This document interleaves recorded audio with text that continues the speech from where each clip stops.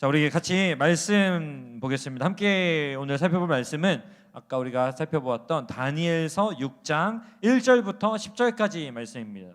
다니엘서 6장 1절부터 10절. 우리가 잘 알고 있는 내용인데요. 잘 알고 있는 내용의 오늘 일부를 저희가 다루도록 하겠습니다. 다니엘서 6장 1절부터 10절. 자, 찾으셨으면은 다니엘서 6장 1절부터 10절을 한 목소리로 합독하겠습니다. 다리오가 자기의 뜻대로 고관 120명을 세워 전국을 통치하게 하고 또 그들 위에 총리 셋을 두었으니 다니엘이 그 중에 하나이라.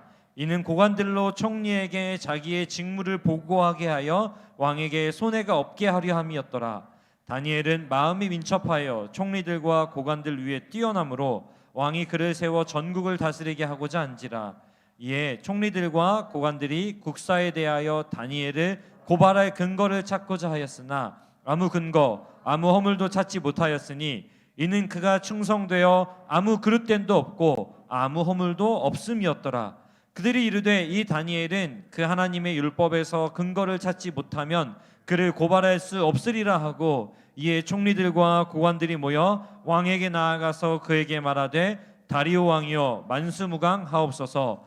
나라의 모든 총리와 지사와 총독과 법관과 관원이 의논하고 왕에게 한 법률을 세우면 한 금령을 정하실 것을 구하나이다. 왕이여 그것은 곧 이제부터 30일 동안에 누구든지 왕 외에 어떤 신에게나 사람에게 무엇을 구하면 사자굴에 던져넣기로 한 것이니이다.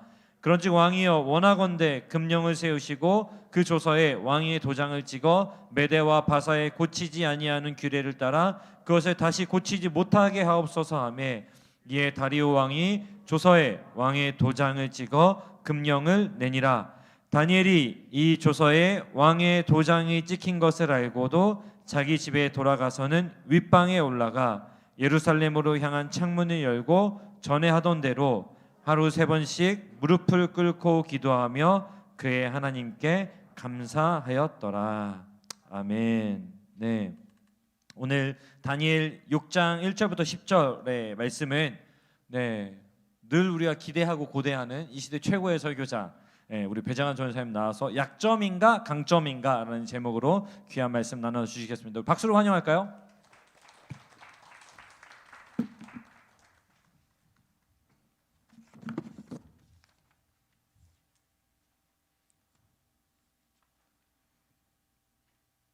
네, 반갑습니다, 여러분. 설교를 시작하기 전에 조금 분위기를 띄우고 싶어서 이렇게 한번 인사했으면 좋겠습니다. 옆 사람 보면서 이런 마음으로, 그리고 인터넷으로 예배드리시는 분들은 채팅으로 당신은 다니엘보다 뛰어난 사람입니다. 네, 그렇게 한번 눈빛으로나마 현장에 계신 분들은 그렇게 인사했으면 좋겠습니다. 네, 제가 분위기를 띄우려고 한 게 좀 시작을 무겁게 시작해 보려고 합니다. 최근에 이런 얘기를 하고 싶지 않아서 인사를 그렇게 해봤어요. 최근에 제가 이런 뉴스 기사를 보게 되었는데, 코로나 1년 한국 교회 신뢰도 급락 76% 신뢰하지 않아. 내용인즉슨 코로나로 인해서 교회발 코로나 사태들이 많이 발생했잖아요. 그래서 교회에 대한 신뢰도가 급속도로 떨어지고 있다, 이런 내용이었습니다. 조금 수치화해서 말씀드리면 그나마 교회를 신뢰한다고 응답했던 응답률이 원래 32%였는데 거기에서 1년 만에 11%가 떨어져서 21%만 교회를 신뢰한다라고 대답을 했다고 합니다. 이러한 변화의 추세는 역대 기록 중에, 역대 통계 중에 가장 가파르게 변화하고 있는 상황이라고 얘기합니다. 그럼에도 불구하고 아까 여러분들에게 다니엘보다 대단한 사람이라고 얘기했던 건, 그럼에도 불구하고 여러분들 그리스도인으로서 세상 가운데 열심히 살아가고 있는 줄 압니다.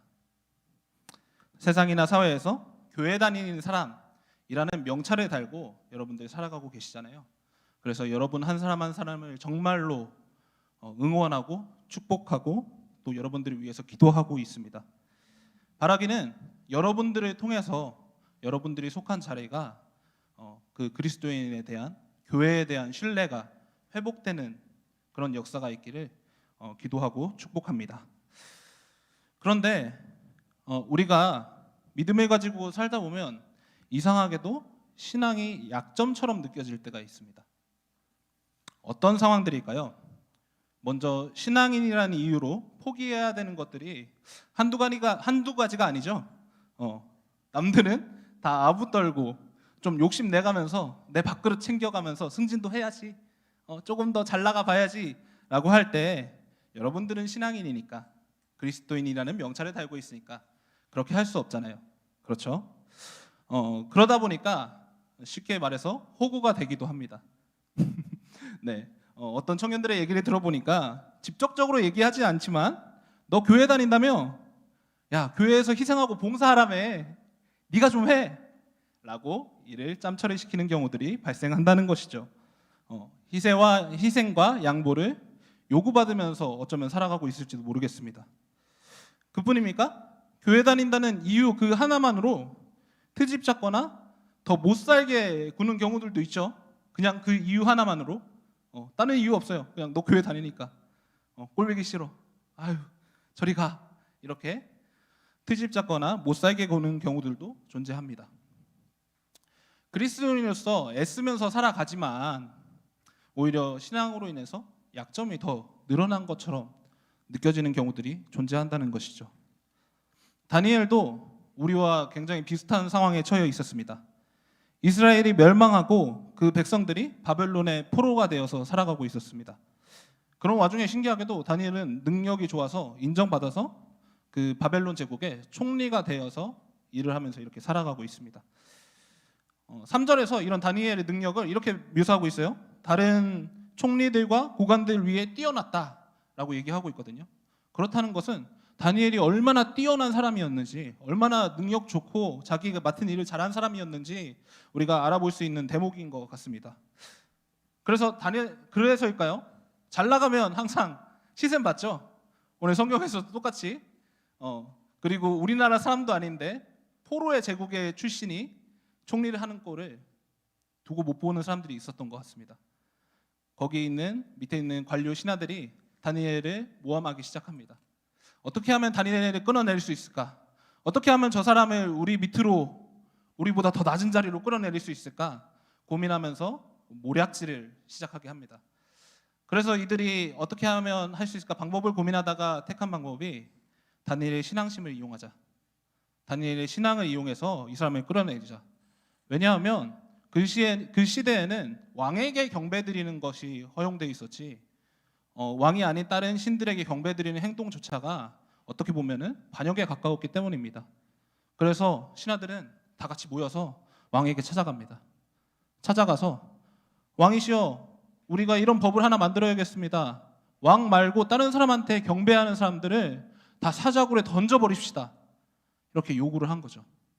그래서 왕은 그거에 대해서 알겠다고 대답을 해버렸고, 결국에는 다니엘의 신앙은 지금 상황에서 약점처럼 여겨지는 그런 상황이 되어버리고 말았습니다.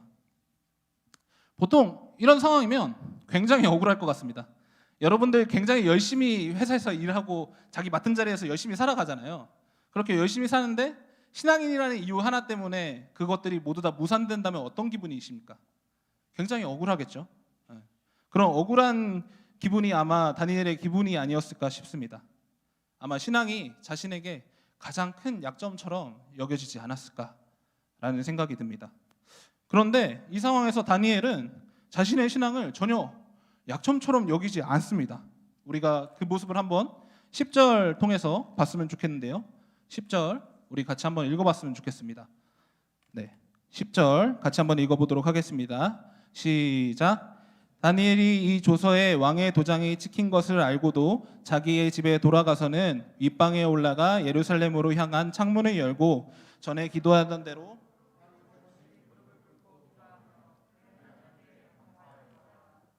네, 10절을 보면 다니엘은 왕위에 어떤 신에게 경배하지 말라는 명령이 떨어진 걸 알고 있었다고 합니다.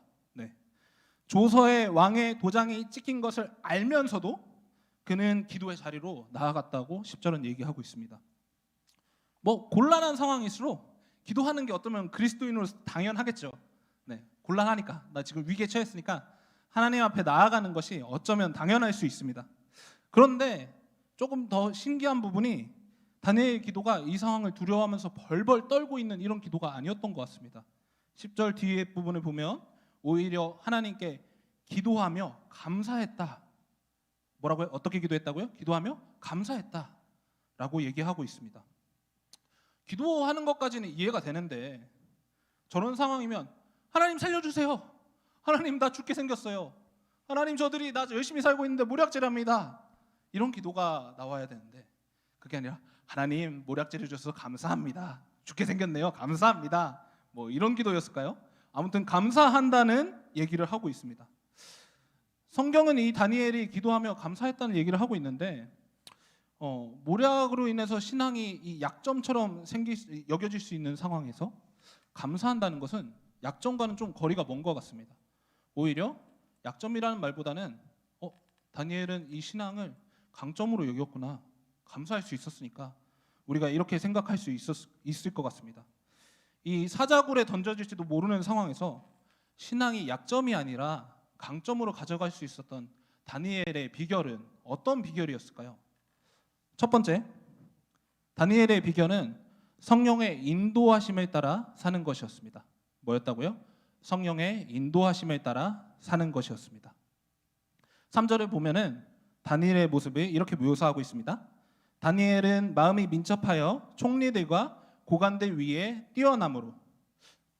이 말을 그냥 표면적으로 살펴봤을 때 어떻게 좀 해석을 할 수 있으신가요? 제가 해석했을 때는 마음이 민첩하다고 했으니까 자기 맡겨진 일에 굉장히 부지런하고 열심히 또 투지가 넘치게 자기 일을 했던 것처럼 해석할 수 있을 것 같습니다.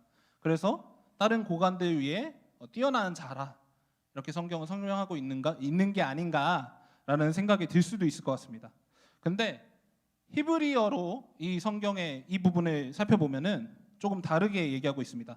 히브리어로 루아흐, 야티라, 베아흐인데 네, 읽으면 잠이 깨지 않을까 싶어서 읽어봤어요. 네, 이거를 직역하면 탁월한 영이 그 안에 있으므로. 뭐라고요? 탁월한 영이 그 안에 있으므로.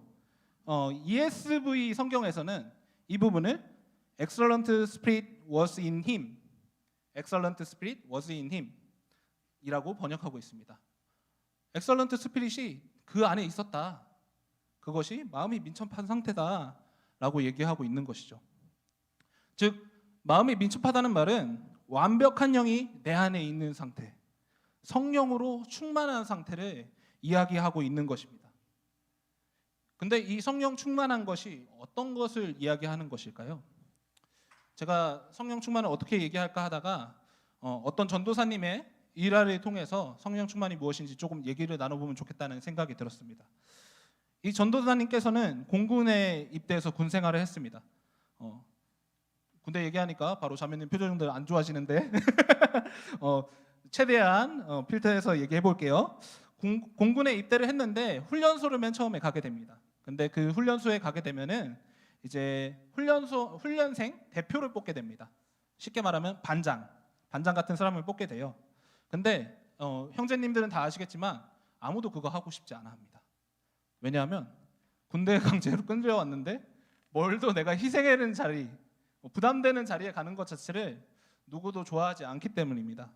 실제로 그 자리에 맡게 되면은 대표로 얼차려를 받기도 하고 또 대표로 뭘 해야 되기도 하고 또 심부름도 해야 되고 굳은 일도 해야 되고 또 더 나아가서 옆에 있는 동기들도 챙겨야 되고 굉장히 책임도 막중하고 해야 할 일도 많은 그런 자리입니다.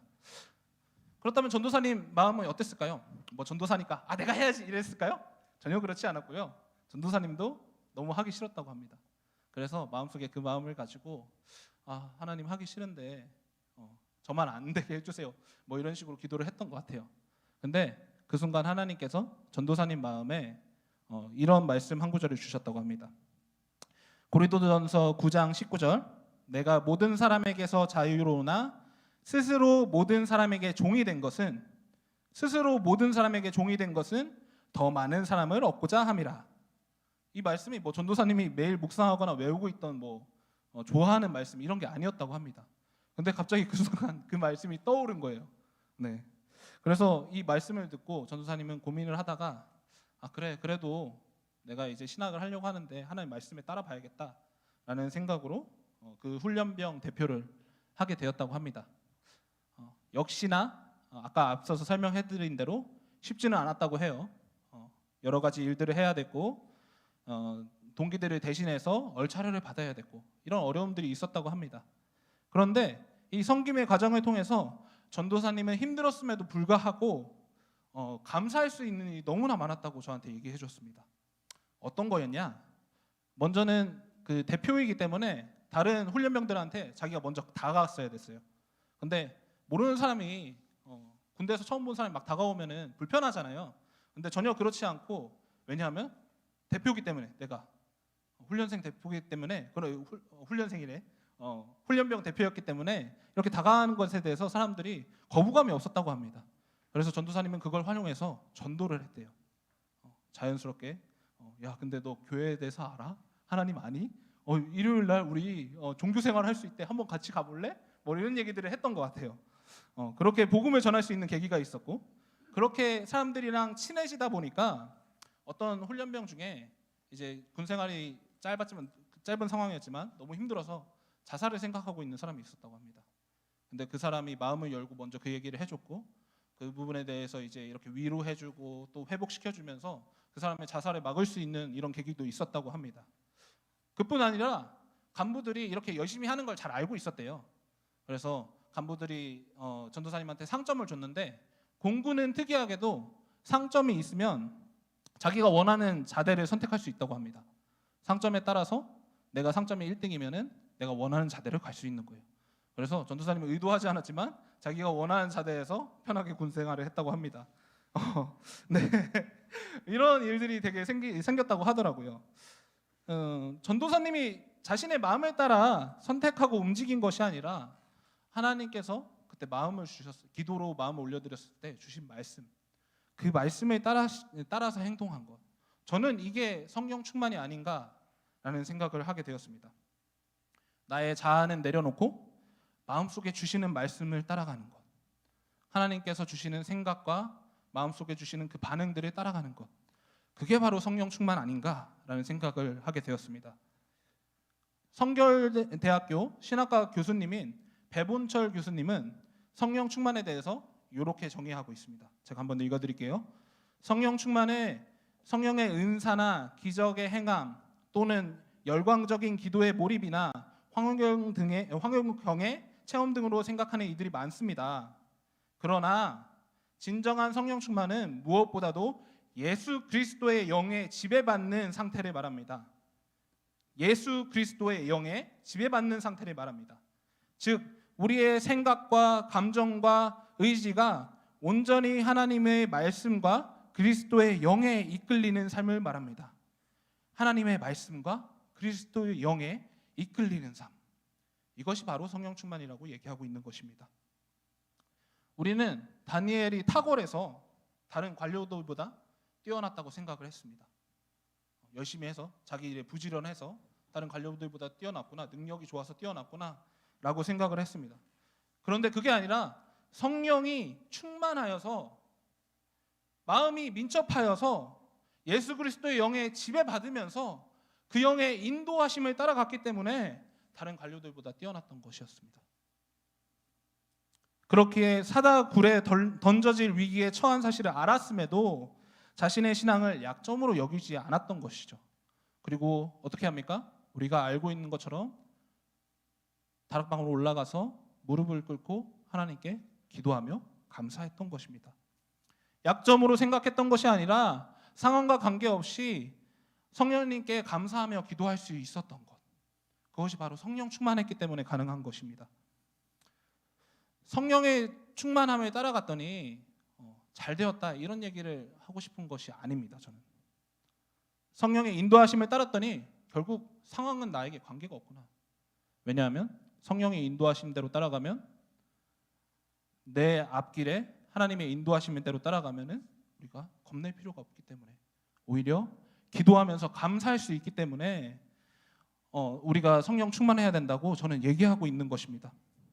다니엘처럼, 제가 얘기했던 그 전도사님처럼 상황이 어떠할지라도 신앙을 약점으로 여기지 않고 감사하며 강점으로 가져갈 수 있는 것, 그렇게 살아갈 수 있습니다. 우리 모두. 어떻게 하면요? 성령 충만하면요. 왜 그렇죠? 성령이 인도하시니까. 완전하신 성령께서 내 삶을 인도하시기 때문에 우리는 그렇게 살아갈 수 있는 것입니다. 우리도 성령 충만으로 살아가길 원합니다. 그러기 위해서 다니엘이 매일 기도했던 것처럼 우리도 삶 속에서 성령의 목소리에, 성령의 음성에 귀 기울였으면 좋겠습니다. 지금 내가 어떻게 해야 할지, 당장의 선택 앞에서 어떤 선택을 해야 될지, 내가 오늘 나에게 주어진 삶에서, 나의 자리에서 내가 어떻게 행동해야 될지 성령의 음성에 귀 기울이기 원합니다. 10분씩만이라도, 하루에 10분만이라도 그 성령의 음성에 귀 기울이며 나의 삶을 인도받길 원한다면 우리의 삶이 변할 것입니다. 10분이 어려우신가요? 5분만이라도. 5분도 어렵다고요? 그 약점이라고 생각하는 순간, 여러분들의 신앙이 약점이라고 생각하는 그 순간에, 그 순간만큼이라도 성령의 음성에 귀 기울이시기 바랍니다. 그렇게 한다면, 우리가 그렇게 성령의 음성에 귀 기울인다면 우리 안에 성령께서 충만히 역사하셔서 우리 삶이, 우리 신앙이 약점이 아니라 강점이 되는 기적을 보여주실 것입니다. 가장 선하신 길로 인도하실 것입니다. 완전하신 성령이 인도하시기 때문에 세상 무엇과도 비교할 수 없는 강점을 가지고 우리는 살아갈 수 있을 것입니다. 두 번째 다니엘의 비결은 하나님을 온전히 신뢰하는 것이었습니다. 두 번째 비결 뭐였다고요? 하나님을 온전히 신뢰하는 것. 10절을 보면 다니엘이 기도하는 모습을 이렇게 묘사합니다. 윗방에 올라가 예루살렘으로 향한 창문을 열고, 여러분들 퀴즈 푸셨죠? 예루살렘을 향한 창문을 열고 기도했다고 10절에서 얘기하고 있습니다. 근데 왜 예루살렘을 향한 창문을 열었다는 것인지 저는 성경 저자의 의도를 조금 처음에 파악하기 힘들었습니다. 왜 예루살렘을 향해서 창문을 열고 기도하지? 근데 사실 알고 보니까 예루살렘을 향해서 기도하는 것은 유대인들에게 굉장히 보편적인 일이었습니다. 왜냐하면 신명기에서 하나님이 내가 택한 장소, 여기가 택한 장소라고 하면 여기를 통해서 니네가 나한테 나아오고 제사 드려 라고 계속적으로 명령하고 있기 때문에 유대인들에게는 어쩌면 예루살렘을 통해서 나아오는 것이 너무나 당연한 일이었습니다. 그랬기에 유대인들은 성전을 바라보면서 기도했던 것이죠. 그런데 성전은 사실 그 다니엘의 시대에는 무너졌습니다. 이방인들의 심장을 받아서 성전이 없어요. 근데 그 없는 성전을 바라보며 다니엘은 기도하고 있었습니다. 또 한 가지 우리가 고려해야 될 건 이미 이스라엘 백성들은 포로로 잡혀왔습니다. 이스라엘이라는 그런 민족의 뭔가가 점점 사라지고 있는 상황이었고, 그렇게 예루살렘을 바라보면서 기도하는 사람들조차 점점 줄어가고 있던 상황이었다는 것입니다. 그렇기 때문에 성경 저자는 다니엘이 예루살렘을 향해서 창문을 열고 기도하는 것을 강조하고 있는 것입니다. 이런 다니엘의 태도를 한 주석가는 이렇게 설명합니다. 다니엘은 지금 당장 예루살렘에 성전이 없더라도 미래에 다시 하나님께서 택하신 바로 그곳 성전이 다시 세워질 것을 믿고 있었다. 이 믿음 위에서 그 거룩한 곳을 향하여 기도하고 있는 것이다. 성전이 없어도 하나님께서 그곳에 예배드리라고, 그것을 통해서 나아오라고 말씀하셨으니까 그 하나님을 신뢰하면서 예루살렘을 향해서 창문을 열고 기도하고 있는 것입니다. 하나님께서 회복시킬 거라는 확신을 가지고 있었기 때문에 다니엘은 그런 상황에서 기도하면서 감사할 수 있었던 것이죠. 사자굴에 던져진 위기에 처한 나 또한 하나님께서 인도하실 거라는 다니엘은 확신이 있었기 때문에, 하나님을 온전히 신뢰했기 때문에 오히려 감사하면서 하나님 앞에 기도했다는 것입니다. 이러한 하나님에 대한 신뢰는 구약뿐만 아니라 신약에서도 우리가 종종 찾아볼 수 있습니다. 그 중에 빌립보 성도들에 대한 얘기를 해보려고 합니다. 빌립보서를 쓸 때 바울은 어디에 있었나요? 여러분들 다 알고 있을 거라고 믿습니다. 목사님 몇 번 얘기하셨는데 빌립보서를 쓸 때 바울은 감옥에 갇혀 있었습니다. 그래서 옥중선신이라고 얘기를 하죠. 그거를 이제 뭐 고레 빌빌에서 골렛에서 에베소서 빌립보서 빌레몬서 뭐 이런 식으로 외우는데 뭐 여러분들 참고하셔서 다음에 대답할 수 있길 소망합니다. 그런 이제 상황에서 옥에 갇혀 있다 보니까 빌립보인들의 입장에서 어떻겠습니까? 나에게 복음을 전해준 사람이 옥에 갇혀서 지금 내일 오늘 내일 하고 있어요. 그러면 여러분들의 심정이 어떻겠습니까? 두렵겠죠. 만약 저였으면은 바울 죽으면 어떡하지? 나 계속 믿으며 살아가야 되나?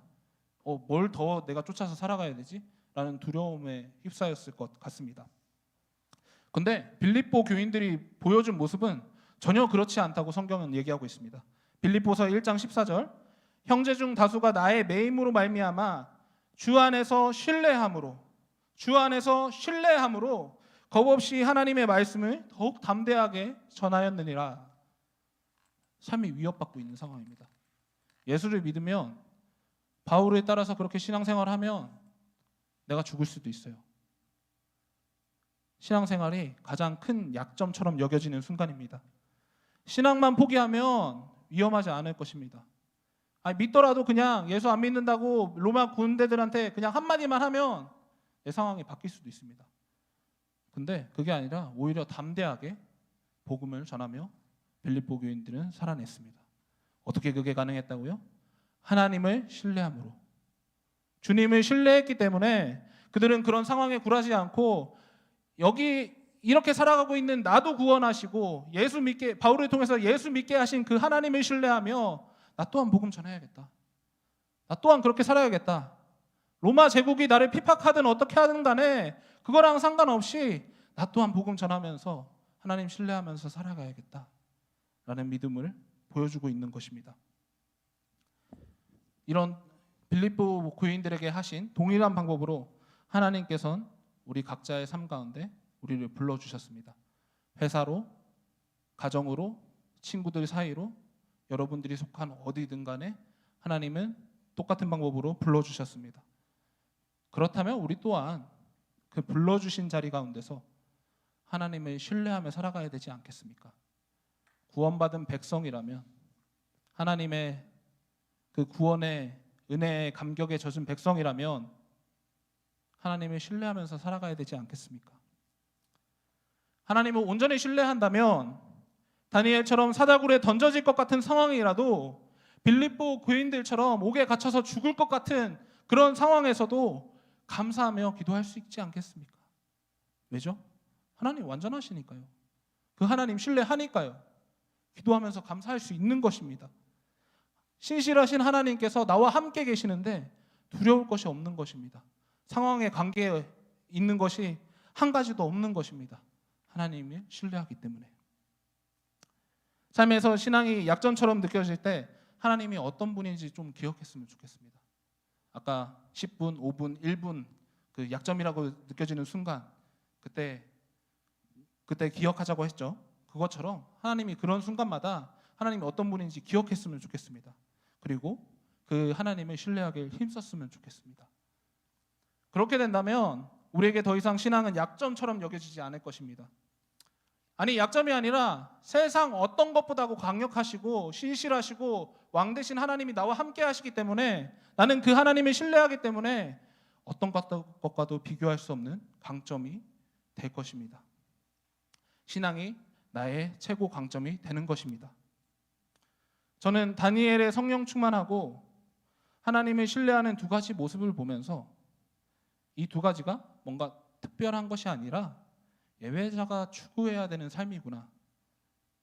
어떤 사람이 추구해야 되는 삶이라고요? 예배자가 추구해야 되는 삶이구나 라는 생각이 들었습니다. 어노인팅의 박철순 간사님이 쓰신 참된 예배자를 위한 예배 묵상이라는 책에서 예배자의 모습을 이렇게 정의하고 있습니다. 예배자로 살아간다는 것은 성령님과 함께하는 삶을 의미합니다.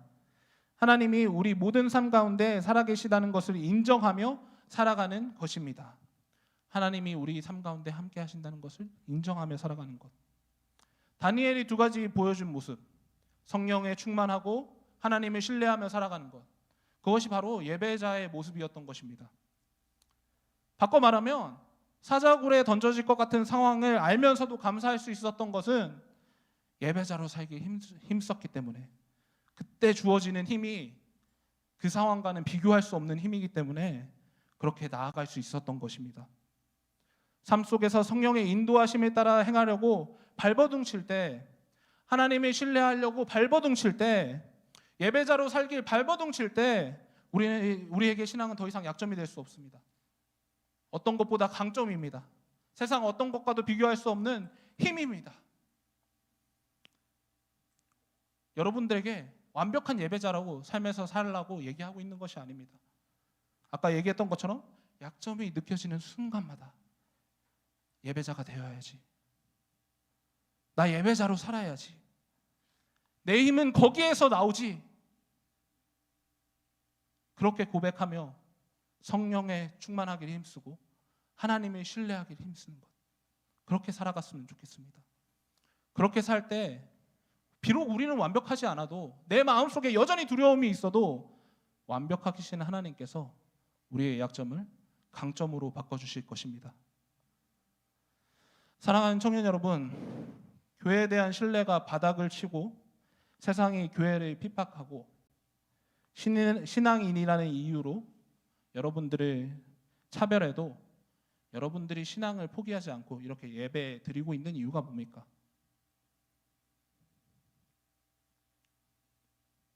하나님이 그 상황을 회복시켜 주실 걸 알기에, 그런 비판과 이런 사회적 상황 속에서도 하나님이 그것보다 더 큰 분위기에 여러분들이 포기하지 않고 이 자리에 나와서 기도하고 예배하고 있는 줄 압니다.